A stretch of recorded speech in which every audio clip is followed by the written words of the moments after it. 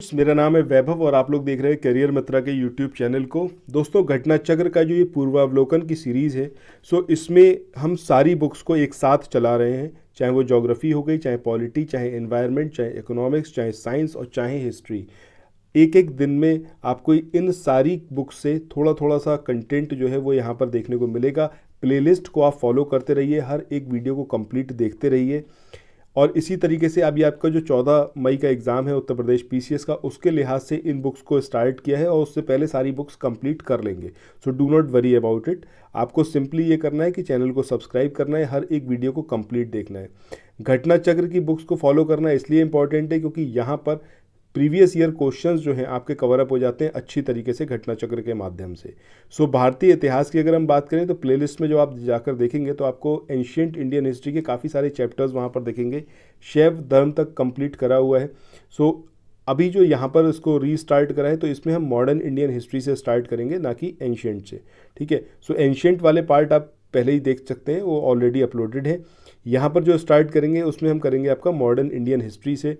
आधुनिक भारत का इतिहास, जिसमें यूरोपीय कंपनियों का आगमन, यहाँ से स्टार्ट करेंगे। तो आइए स्टार्ट करते हैं आज के अपने इस वीडियो को।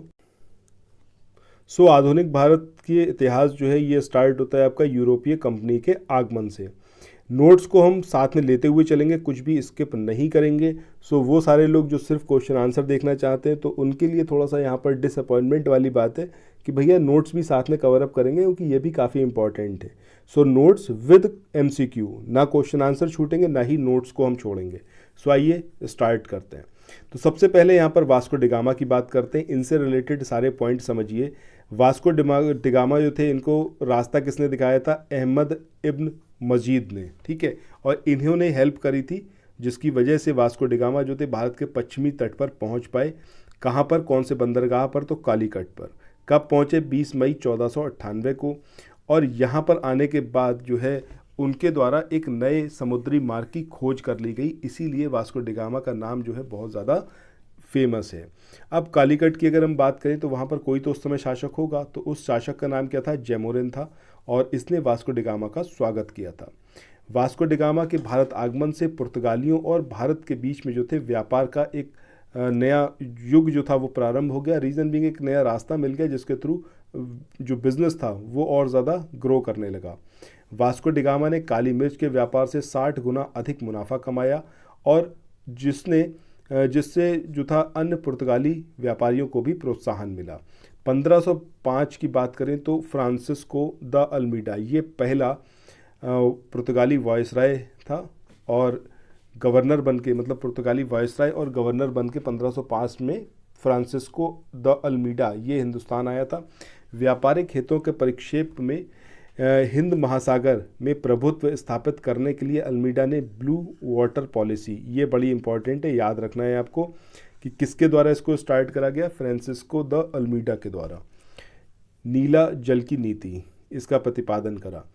अल्मीडा के बाद जो आए वो अगले थे आपके अल्फांसो द अल्बुकर्क। 1509 में ये गवर्नर बने, और 1510 में बीजापुर के शासक जो यूसुफ आदिल शाह थे, इनसे इन्होंने गोवा छीन लिया।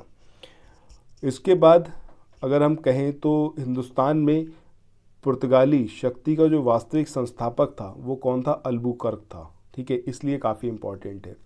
भारत में पुर्तगीज शक्ति का वास्तविक संस्थापक इसको माना जाता है। अल्बुकर्क ने 1511 में दक्षिण पूर्व एशिया की महत्वपूर्ण मंडी जो मलक्का थी उसको जीता। 1515 में फारस की खाड़ी के मुहाने पर स्थित हरमूज पर इसने अधिकार कर लिया। अल्बुकर्क के बाद जो प्रमुख गवर्नर थे, इसमें अगला था आपका नीनो डी कुन्हा। ये जो था 1529 से 1538 तक गवर्नर रहा। इसका टेन्योर आप याद रखिएगा, 1529 से 1538 तक। पुर्तगाली यात्री वास्को डिगामा ने भारत के मार्ग की। स्पेनी यात्री जो था कोलंबस, इसने अमेरिका की। ब्रिटेन का जो कैप्टन कुक था, इसने ऑस्ट्रेलिया के। और हॉलैंड का जो तस्मान ने वॉन डी मैंसलैंड, यानी कि जो आज की डेट में तस्मानिया है, ठीक है, और न्यूजीलैंड की खोज की थी। तो ये आपको याद रखना है कि वास्को डिगामा ने हिंदुस्तान की खोज करी। कोलंबस जो कि स्पेनी यात्री था, इसने अमेरिका की खोज करी। कैप्टन कुक की बात करें, ब्रिटेन का था ये रहने वाला, इसने ऑस्ट्रेलिया की खोज करी। और जब हम बात करते हैं इंग्लैंड की खोज, न्यूजीलैंड की खोज की और जो तस्मानिया है इसकी खोज की, तो इसका श्रेय आता है तस्मान को, जो कि हॉलैंड का था। इसके बाद आगे हम देखें तो पुर्तगालियों के भारत में जो पहला दुर्ग पुर्तगालियों ने बनाया, उसका निर्माण किसने करवाया? अल्बुकर्क ने करवाया था, जब वो गवर्नर नहीं था। कब करवाया था? 1503 में। कहाँ पर करवाया था? कोचीन में, याद रखना है। अज्जू द्वीप की बात करें, कन्नानौर की बात करें, तो यहाँ पर पुर्तगाली जो दुर्ग थे इनका निर्माण अल्मीडा ने करवाया था 1505 में।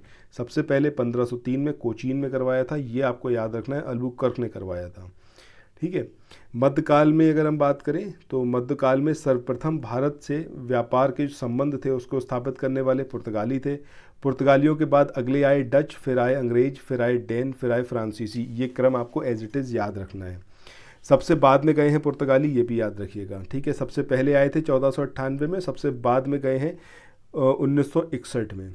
1961 में गोवा का पुर्तगाली गवर्नर कौन था? इसका नाम था मैनुअल एंटोनियो वसालो और सिल्वा। ठीक है, इसका नाम याद रखिएगा। 1958 से 61 ये रहा था एज अ गवर्नर जनरल। ठीक है, पुर्तगाली।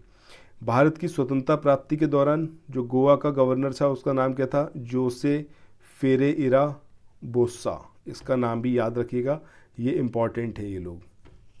इसके बाद आगे हम देखें तो यूरोपीय शक्तियों में सर्वप्रथम पुर्तगाली जो थे वो व्यापारी भारत के समुद्री व्यापारिक केंद्र इन्होंने स्थापित किया, जो पुर्तगीज़ थे।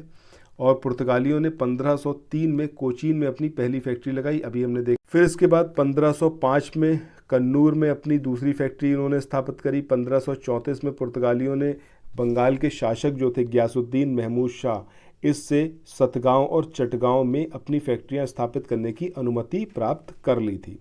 पुर्तगालियों द्वारा हुगली को बंगाल की खाड़ी में समुद्री लूटपाट का अड्डा जो था वो बनाया गया था उसको। और 1632 में मुग़ल बादशाह शाहजहां ने हुगली में जो पुर्तगाली बस्ती थी इनको नष्ट कर दिया था पूरी तरीके से, और 1000 से ज़्यादा जो पुर्तगाली थे इनको बंदी बना लिया गया था। कासिम बाजार की फैक्ट्री की बात करें तो कासिम बाजार की फैक्ट्री के प्रमुख कौन थे? जॉब चॉर्नॉक। और इन्होंने अंग्रेज़ों के व्यापार केंद्र के लिए हुगली के स्थान पर सूतानूती या फिर सुतनौती, कलकत्ता का एक स्थान था, उसको चुना था। कोच्चि 1814 में ब्रिटिश उपनिवेश के तहत जो था शामिल हुआ था। 1599 में इंग्लैंड में एक मर्चेंट एडवेंचर नामक दल ने अंग्रेजी ईस्ट इंडिया कंपनी अथवा the governor and company of merchant of London trading into east Indies की स्थापना की थी। दिसंबर 1600 में ब्रिटेन की जो महारानी थी एलिजाबेथ प्रथम, इन्होंने इस कंपनी को जो था पूर्व के साथ व्यापार के लिए 15 वर्षों के लिए अधिकार पत्र जो था वो दे दिया था। इस दौरान भारत का गवर्नर कौन, बादशाह कौन था? वो था आपका अकबर। 1556 से 1605 तक बादशाह अकबर का टाइम पीरियड रहा था। लीवेंट कंपनी को 1593 के में जो था स्थल मार्ग से भारत के साथ व्यापार करने का अधिकार प्राप्त हुआ था। जहांगीर के शासनकाल की बात करें तो ईस्ट इंडिया कंपनी जहांगीर के शासनकाल में सबसे पहले 1611 में मसूलीपट्टनम या फिर मछलीपट्टनम में एक अस्थायी कारखाना स्थापित करने में सफल हुई थी। 1613 में सूरत में स्थापित कारखाना जो था वो अंग्रेज़ों का पहला स्थायी कारखाना था। सूरत में डचों द्वारा फैक्ट्री 1616 में, जबकि फ्रांसीसियों द्वारा 1668 में स्थापित की गई थी। इसके बाद थॉमस बेस्ट की बात करें तो ये ब्रिटिश अधिकारी था और इसने पुर्तगालियों को स्वाली नाम के जगह पर हराया था। 1661 में इंग्लैंड के सम्राट चार्ल्स सेकंड का विवाह किसके साथ हुआ? पुर्तगाल की राजकुमारी कैथरीन के साथ में। और इसी के साथ चार्ल्स को जो था बम्बई दहेज में मिल गया, जिसे उन्होंने 1668 में 10 पौंड वार्षिक किराए पर ब्रिटिश ईस्ट इंडिया कंपनी को दे दिया। बम्बई के गवर्नर जॉन चाइल्ड, इन्होंने 1688 में बम्बई और पश्चिमी समुद्री तट के मुग़ल बंदरगाहों पर घेरा डाला और मक्का जो हज यात्री जा रहे थे उनको बंदी बनाने का इसने प्रयास किया। इसी की वजह से औरंगजेब ने भारत से इन्हें निष्कासित करने का आदेश दे दिया। कर्नाटक का जो पहला युद्ध हुआ ये आपका 1746 से 48 के बीच में हुआ, और ये ऑस्ट्रिया का जो उत्तराधिकार का युद्ध चल रहा था वो आपका 1740 में आरंभ हुआ था, उसी का विस्तार मात्र था जो आपका कर्नाटक का ये पहला युद्ध था। गृह सरकारों की आज्ञा के विरुद्ध ही दोनों दल, अंग्रेज और फ्रांसीसी, इन्होंने 1746 में युद्ध प्रारंभ कर दिया था। अंग्रेज कैप्टन बर्नेट के नेतृत्व में अंग्रेजी सेना द्वारा कुछ फ्रांसीसी जहाज़ों पर अधिकार कर लेना युद्ध का तात्कालिक कारण था। ये रीज़न आपको याद रखना है। हम प्रथम कर्नाटक वॉर की बात कर रहे हैं, और इसके बाद प्रथम कर्नाटक युद्ध के समय ही कर्नाटक के जो नवाब थे अनवरुद्दीन, इन्होंने महफूज खां के नेतृत्व में 10,000 की भारतीय सेना को फ्रांसीसियों पर आक्रमण करने के लिए भेजा था। सो आगे हम देखें, कैप्टन पैराडाइज की बात करें तो इनके नेतृत्व में फ्रांसीसी सेना ने अडियार नदी पर स्थित सेंट थोमे नाम की जगह पर नवाब की सेना को पराजित किया, जो अनवरुद्दीन की सेना थी उसको। यूरोप में जैसे ही युद्ध समाप्त हुआ वैसे ही कर्नाटक का जो वॉर था पहला वाला वो भी समाप्त हो गया, और एक्स ला शापेल की संधि जो कि 1748 में हुई, उससे ऑस्ट्रिया के उत्तराधिकार का युद्ध समाप्त हुआ और मद्रास जो था वो अंग्रेजों को पुनः प्राप्त हो गया। इसके बाद डुप्ले के बारे में यहाँ पर दिया हुआ है कि डुप्ले ने पहली बार वे हथकंडे अपनाए जो भारत को जीतने के लिए अंग्रेजों के मार्गदर्शक बने। यह डुप्ले ही था जिसने पहली बार यूरोपीय सेना को भारतीय राज दरबारों में भारतीय व्यय पर नियुक्त करवाया था। मतलब इंडिया के जो राजा थे वो पूरा खर्चा देते थे, और ये जो पॉलिसी थी मतलब अपनी सेना को भारत के राजाओं के पास रखने की और उनके द्वारा अपनी सेना का खर्चा जो था वहन करवाने की, तो ये डुप्ले की पॉलिसी थी जिसने पहली बार यूरोपीय हितों के लिए भारतीय राजनीति में हस्तक्षेप किया तथा भारत में यूरोपीय साम्राज्य की नींव रखी। ये सब डुप्ले की कहानी चल रही है। लुई 14वें के मंत्री का नाम था इनका कॉलबर्ट, इनके द्वारा 1664 में फ्रेंच ईस्ट इंडिया कंपनी की स्थापना हुई, जिसे कंपनी देस इंदेस ओरिएंटलेस कहा गया। फ्रांसीसी कंपनी का निर्माण राज्य द्वारा हुआ और राज्य जो था वही इसका सारा खर्च वहन करता था या सारा खर्च देता था। इसके बाद आगे हम यहाँ पर बात करें तो 1667 में फ्रांसिस कैरो, इसके नेतृत्व में एक अभियान दल भारत के लिए रवाना हुआ, जिसने 1668 में सूरत में अपने पहले व्यापारिक कारखाने की स्थापना की। मैकरा गोलकोंडा के सुल्तान से एक अधिकार पत्र प्राप्त कर 1669 में मसूलीपट्टनम में दूसरी फ्रांसीसी कोठी जो थी वो स्थापित की गई। डचों ने अपनी पहली फैक्ट्री की स्थापना मसूलीपट्टनम में की थी, और डचों की बंगाल में पहली कंपनी पीपली में 1627 में स्थापित हुई थी। इसके साथ ही कुछ ही दिनों बाद डच पीपली से बालासोर चले गए, लेकिन बंगाल में डचों का व्यापार सही ढंग से 1653 में ही स्टार्ट हुआ था, जब उन्होंने चिंसुरा में अपनी कंपनी स्थापित की थी।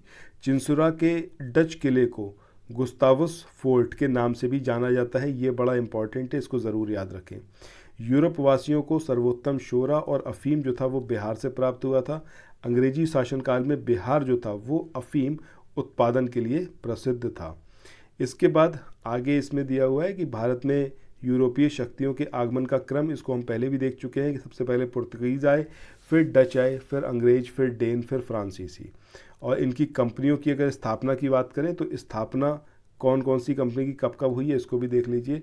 एस्तादो द इंडिया, ये पुर्तगीज़ कंपनी थी, 1698 में इसको इस्टेब्लिशमेंट हुआ। वेरिंग द ओस्ट इंडेश कंपनी या फिर डच ईस्ट इंडिया कंपनी 1602 में, ये एज इट इज़ आपको याद रखना है। इसके बाद ब्रिटिश ईस्ट इंडिया कंपनी की बात करें 1600 में इसकी स्थापना हुई। डेन ईस्ट इंडिया कंपनी की बात करें 1616 में, और कंपनी देस इंदेस ओरिएंटलेस की बात करें तो ये आपका 1664 में। तो इस तरीके से ये सब कुछ थ्योरी पार्ट था। अब अगर इसके क्वेश्चन आंसर की तरफ देखें तो इस वाले को, क्वेश्चन आंसर वाले को नेक्स्ट वाला जो हमारा वीडियो होगा उसमें कवर अप करेंगे। ठीक है, एक बार पूरी थ्योरी वाले वीडियो को अच्छे से देख लीजिए, समझ लीजिए, पढ़ लीजिए, फिर क्वेश्चन करने में मज़ा आएगा नेक्स्ट वीडियो में। सो फिर मिलते हैं नेक्स्ट वीडियो में। Till then thank you so much, have a nice day, bye bye.